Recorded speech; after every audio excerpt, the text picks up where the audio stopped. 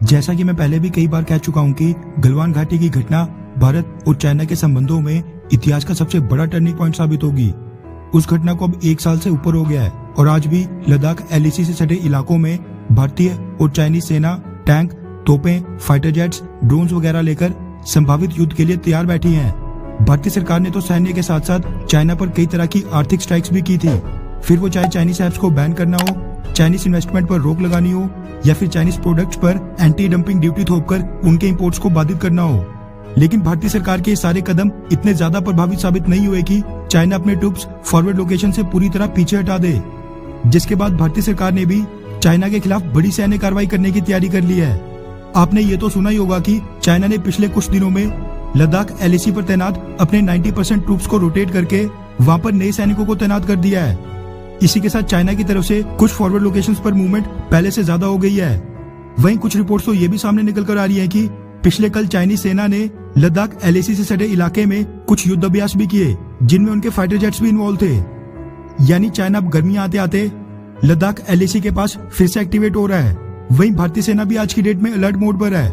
लेकिन चाइना जहां लद्दाख में बिजी था, उसके पीछे भारतीय सरकार ने उत्तराखंड में एक बड़ा कांड कर दिया है, जिसकी 350 किलोमीटर की बाउंड्री चाइना के साथ लगती है और चाइना तो उत्तराखंड के भी कुछ हिस्सों पर अपना अधिकार बताते आया है। वैसे भारतीय सरकार ने जो इस बार कदम उठाया है, उसने चाइना को एक स्ट्रॉन्ग मैसेज दे दिया है कि अगर लद्दाख LAC पर दोनों देशों के बीच कोई भी टकरार होती है तो वो बस लद्दाख LAC तक ही सीमित नहीं होगी, बल्कि उसकी गूंज भारत चाइना के हर एक बॉर्डर पर सुनाई देगी, फिर वो चाहे उत्तराखंड हो या फिर नॉर्थ ईस्ट।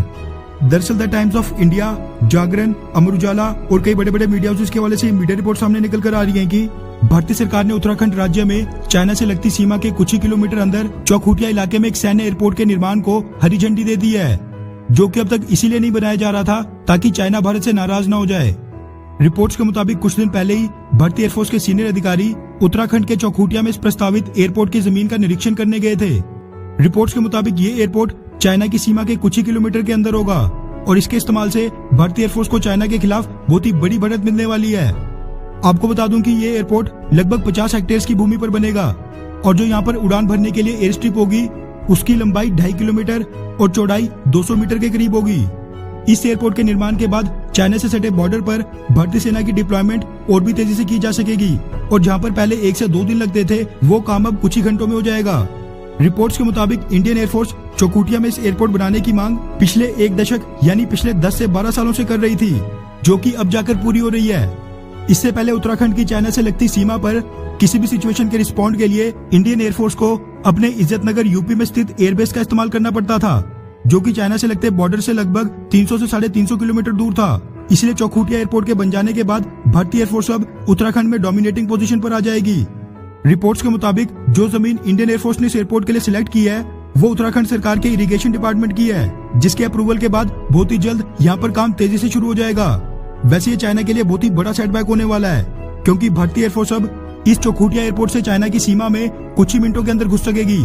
खैर, क्या आप भारतीय सरकार के डिफेंस से संबंधित क्षेत्र में किए गए कार्यों से संतुष्ट हैं? हाँ या फिर नहीं? नीचे कमेंट करके अपनी राय जरूर बताएं। अच्छा सुनो, चैनल को सब्सक्राइब करो, उसके बाद घंटी बजा देना ताकि अगली वीडियो आपसे मिस ना हो पाए। Thank you.